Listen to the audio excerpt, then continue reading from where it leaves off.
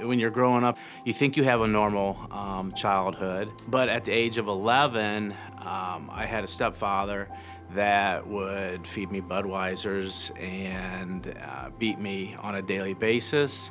At that point, I would drink more so I wouldn't feel the actual beating.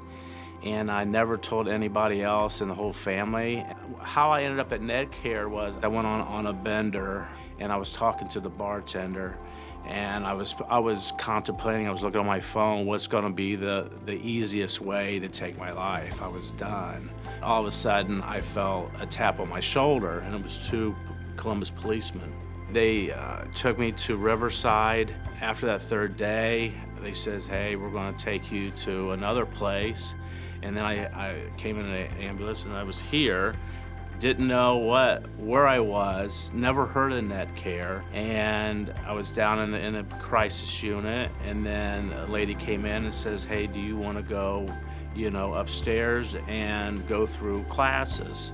Well, automatically I said, no, I don't wanna listen to anybody talk, I just wanna get out of here. But I had no place to go. So I finally thought about it and I said, yes, I do. And it was a great experience. I got to learn more about myself, why I am who I am, and why I act the way I do. The staff were wonderful.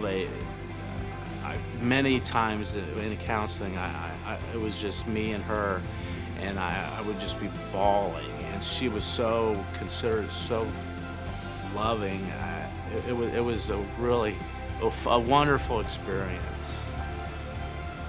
Why it's important to have the NetCares of the world is to show the people that that you have some place to go.